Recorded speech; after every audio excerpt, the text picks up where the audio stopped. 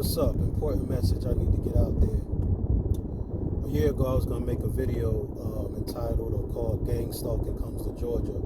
At that time, I was being surveilled and followed 7 days a week by a group of individuals. The number continuously increased week after week, day after day. It went on for what's going on now? It's been going on for over a year.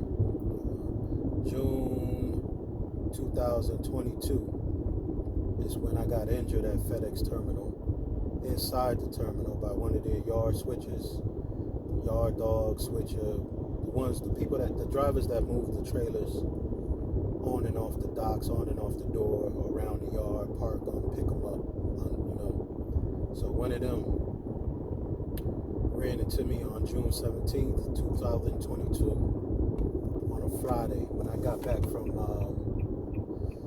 Mississippi. Had a dedicated run. So July 2022, the following month, the attorneys I had, the paralegal name was Suzanne Hallmark from Stottlemyre Associates. I was referred to Rebecca from Stottlemyre Associates. She asked me a series of awkward and weird questions. Where do I physically stay? Where do I physically sleep? Where did I sleep last night? Type of stuff. I told her when I come off the road, well, first she was inquiring about my address, saying it was just a P.O. box and they needed a physical address. I told her that's the mailing address I use because I'm on the road most of the time. Well, where do you physically sleep? Where do you physically stay? Where did you sleep last night? Questions. I said I was in a different county. Truth be told, I've been homeless on and off for years, but functioning, working, trying to pull myself up to a better position, American dream type thing, buy a house, start a business. Suzanne asked me these questions, and I told her, well, when I come off the road, I normally check into a motel. And that's what I did. I normally checked into either the Motel 6 in Marietta, Cobb County for a long time, or I normally check into the Motel 6 Peachtree Industrial Road in Norcross for a long time. So, being that I was on workers' comp, being that I was out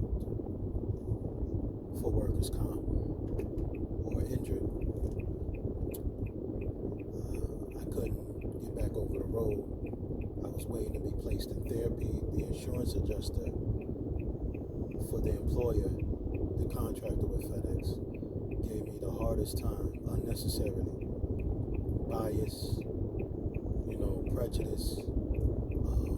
Any other case would have received the necessary therapy and benefits and things of that nature. But with me, they gave me an unnecessary time. So while I was waiting for her to schedule my MRIs and my X-rays and my doctor's appointments and approve them, because when you go into workers' comp, you can't use your own doctors. You can't choose your own doctors. You have to use the doctors that they tell you to use. So the fact that she refused to make the appointments, and they pretty much figured I was going to get back in the truck, get back over the road immediately. They didn't take into account that when a tractor trailer smashes your whole passenger side and rips the truck, and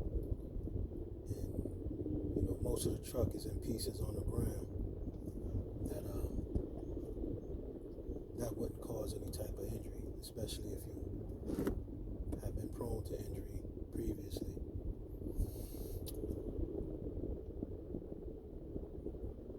When I talked to Suzanne in July, at that time I noticed only maybe a couple of people surveilling me. I noticed some Caucasian people out of place. The areas that I normally frequent or go, you don't see that many Caucasians that look out of place.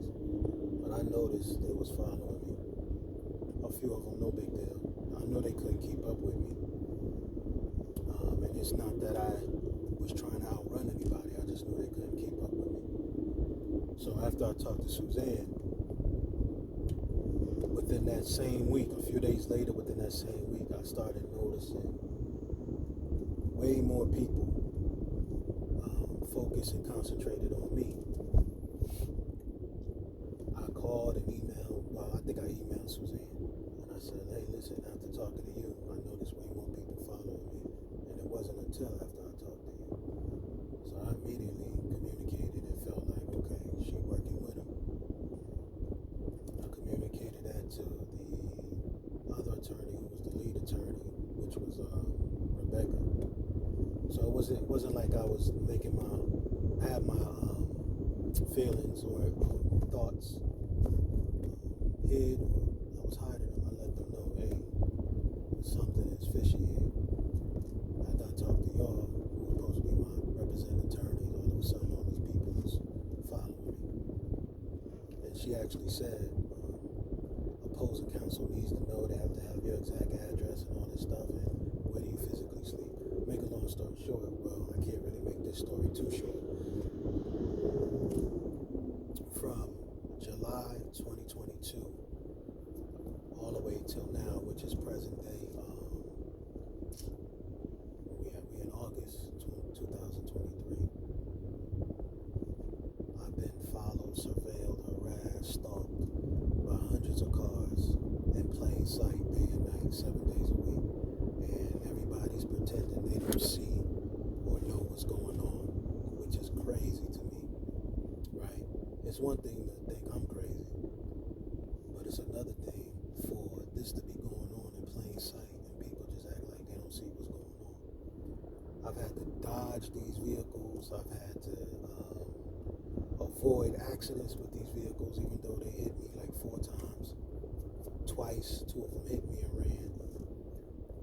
Once I was on the phone with 911, chasing one of them, trying to get her to dispatch an officer, and she was giving me the runaround on the phone. I guess she was trying to get my location, but I kept telling her where I was. I got that recorded, by the way. I've been recording these people, video, photo. When they first started out, no matter where I went, I was sleeping in my car, so I would pick, areas, sleep in my car, go take a shower in the morning or that night. But wherever I go, whether it's the library to do research and study, use the Wi-Fi, or McDonald's to use the Wi-Fi, these people will pop up. I mean, one after the other, droves of them. It didn't matter if I went to the laundromat, grocery store, Walmart, and I had the same pattern. It's because I didn't have nothing to fear, or I ain't do nothing wrong, so it's not like I switched up my pattern. I just kept doing the same thing every day. I hit the Walmart. Hundreds of people all of a sudden flocked to the Walmart. Wherever I went, these people would show up and infiltrate. Literally, they would just infiltrate. I would boost the economy everywhere I went. No matter the restaurant, no matter the library, the laundromat, people would come in that don't look like they even wash clothes, with 2 or 3 pieces of clothes just to throw it in a machine. And they all pointing their phones and at me for over a year, just pointing their phones, taking my picture. And I'm saying, if this is just surveillance, why you need my picture every single day? Well, during surveillance, they want to see if they can catch you doing something, right? If it's normal surveillance. So during that duration, I get it, they're going to take your picture. But this was something different. This was something extra, out of the norm, out of the ordinary. And I knew it immediately. So when I asked the attorneys, they said it was normal. They played it off. When you're going through workers' comp, they have the right to have surveillance to follow you to make sure you're not faking your injuries. Just don't do anything out of the norm. I was like, no, I don't think this is normal, but at the same time, I'm not doing anything out of the norm. Just going to therapy. When the insurance adjuster finally scheduled my appointments and went to her doctor that she scheduled, her doctor said, yes, there's a problem here.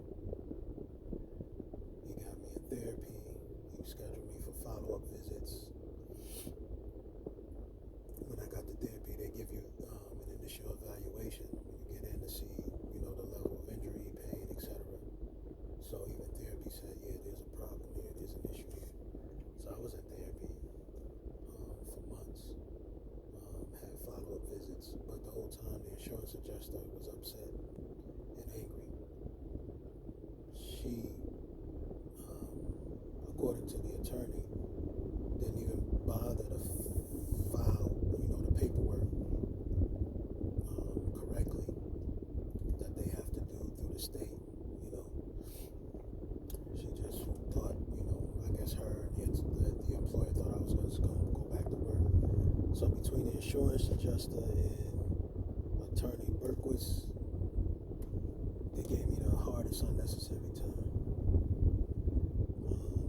During November and December was some of the coldest winter months I think Georgia experienced in a long time. Extremely cold, frigid temperatures, and I was sleeping in my car. Again, I couldn't get back over the road and earn the money that I normally earn, so I could only do DoorDash, pizza delivery, food delivery, which is what I was doing. And my car was giving me issues, breaking down almost every other day. Something or another was going wrong and happening with my car. I'm breaking down on the side of the road. Meanwhile, the same people surveilling me, following me. It's just watching everything passing by. Nobody offered help, by the way. Some of them was laughing.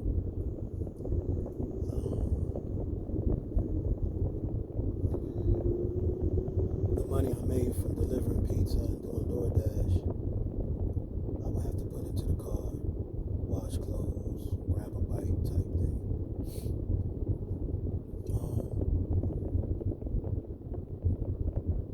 After, I think, 6 months, the insurance adjuster and the attorney for the employer, they agreed and admitted that they owe me weekly disability. And after they agreed to pay me weekly disability, they still held out and didn't pay weekly disability. This is months and months after them having people surveil me, trying to find something wrong.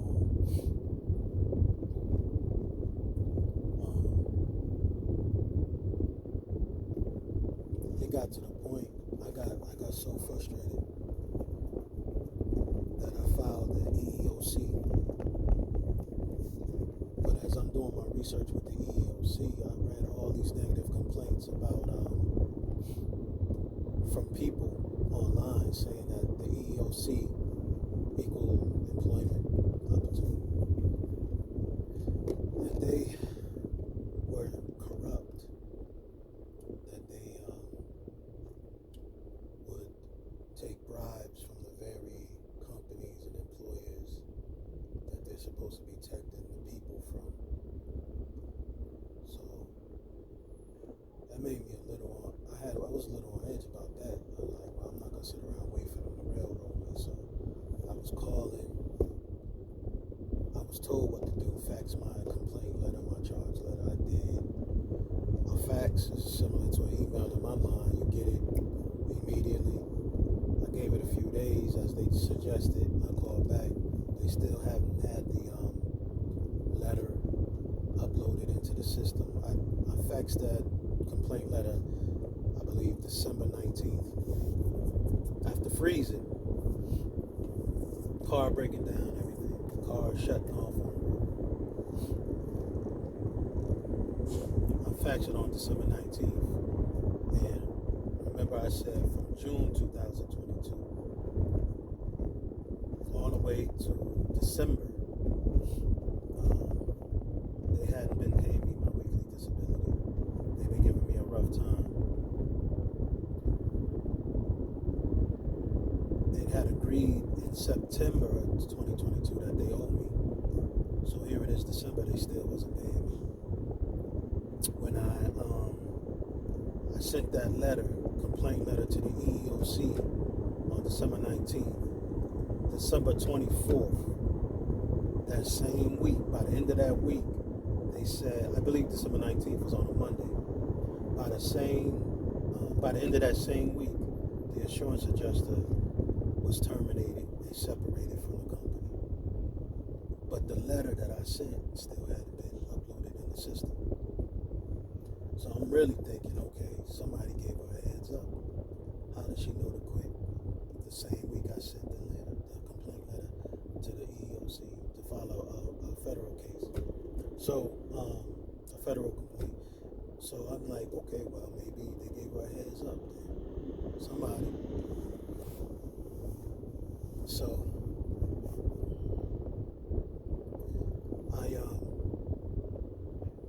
I called back the following week, EEOC, to get an update. Still hadn't been uploaded my complaint letter. And I didn't, mind you, I'm calling because I didn't want them to just claim that my complaint was expired or past the date or something like that, or just overlook it and cancel it out altogether. But it wasn't until I filed that complaint I started to get momentum. After a few weeks of not being called back, it was being escalated. Every time I called, they said they would escalate, they would escalate, they would escalate, they would escalate. So I CC'd, I believe, the field management, the department that's responsible for investigating corruption in their departments, the field management department, along with the supervisors. I think by that time I got a supervisor name, and I was able to CC them. So when I did that, all of a sudden, boom, I get a phone call. And I explained, listen, this is what I've been, waiting on and trying to get in touch with somebody. And they said I had to set up an interview with EEOC to see if you have a valid complaint, to see if there's a charge. So that's what I did. Set up an interview. The EEOC supervisor said, yeah, there's cause here to file a case. You have a valid complaint. So now after this,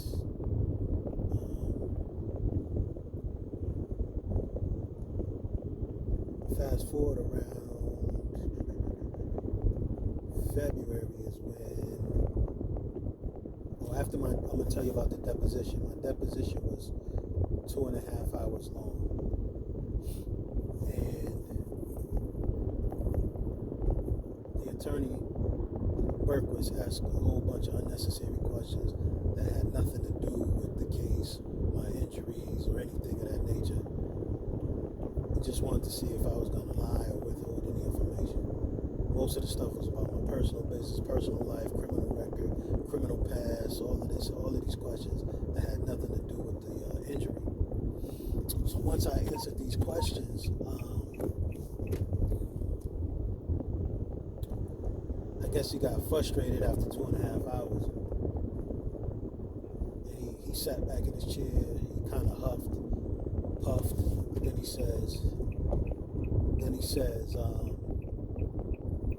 he looks at my attorney, Rebecca, and says, I come with authority. He said it like that. I come with authority.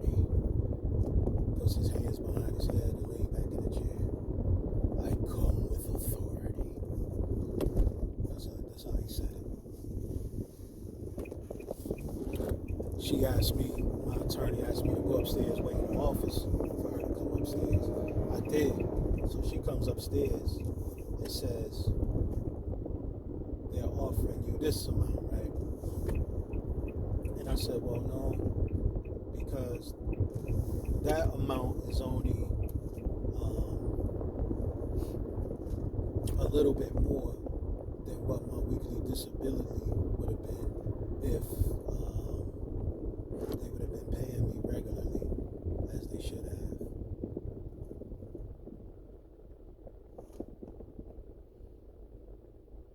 And they wanted to settle out for almost the same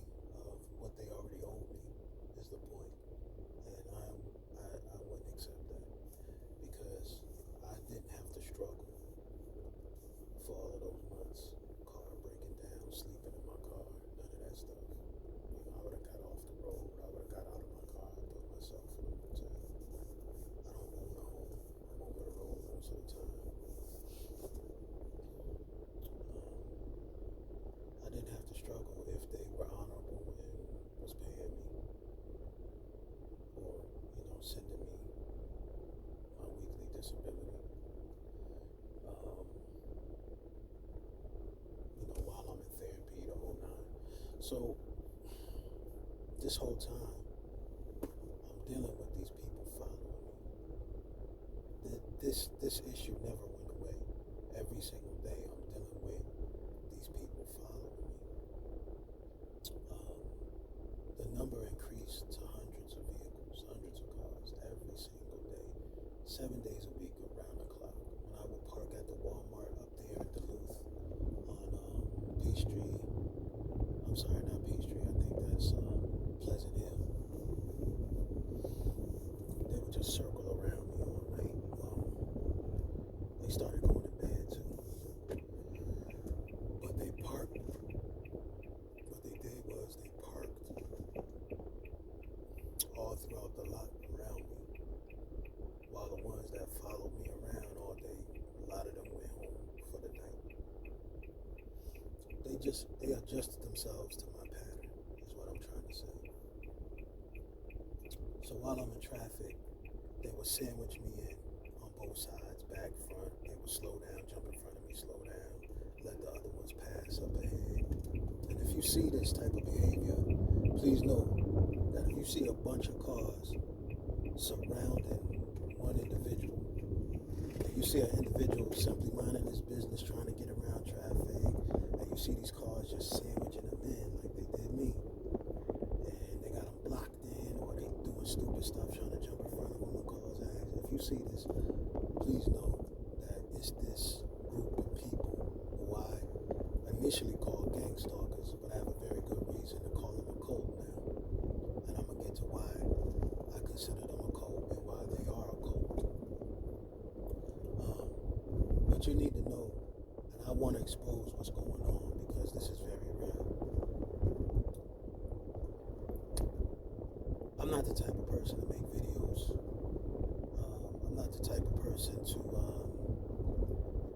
get on videos and make videos, make stuff up. And I'm private, I'm reserved, I'm laid back, I mind my business.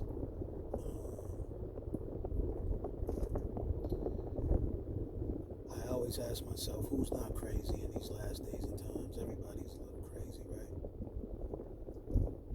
But nothing should be crazy anymore to anybody, considering everything that we are experiencing and going through, right? If somebody would have said to you 6 months or a few years, 5 or 6 years before the pandemic, that there was going to be a pandemic to shut the entire world down at the same time, everybody was going to be quarantined, had to stay in their homes. The emergencies in the hospitals was going to be over flooded with sick people and people dying, and everybody was going to be contained all at the same time. Planes, cruise ships, everything was going to shut down. You probably would have thought that was crazy too. You probably would have said, nah. If somebody was to tell you that, you probably would have thought that person was crazy. And you probably would have said, man, you're crazy. You don't know what you're talking about. He or she, right? But it happened. And when it happened, people were so not used to that and thrown off, they had no choice but to deal with reality, no matter how crazy it seemed. Right? So, based on that, 1 second.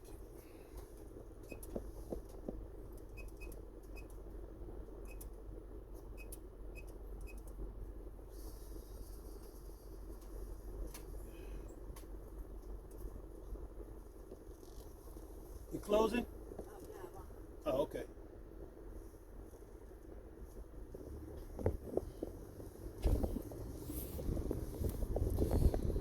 All right, I'm back. Based on that,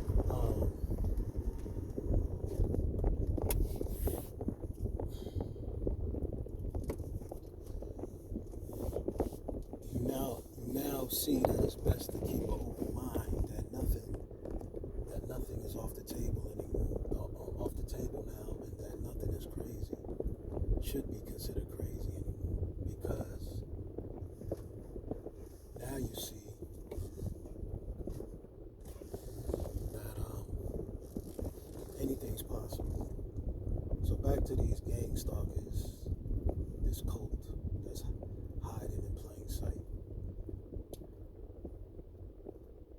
only way they're able to do what they're doing and get away with doing what they're doing is if they have assistance and help by law enforcement, be they corrupt, be they rogue agencies.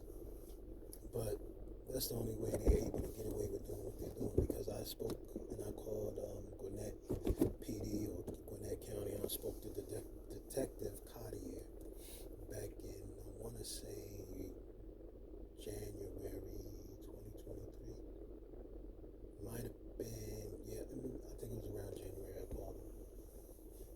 He told me it's normal for people to follow me doing surveillance. And I said, well, this is different because they're trying to cause accidents, right? He said, well, if that happens, give us a call. But other than that, it's not what we do. So, in November of 2022, one of them hit my car in the rain that night. And then, after that, it was just an onslaught of them trying to hit me. And the only reason why I called Detective Cartier, because I wanted it on record that in case something happens, in case I have to defend myself or something like that,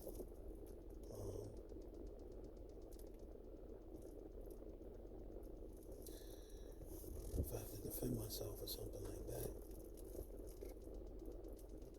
that I put it on record, that I let it be known.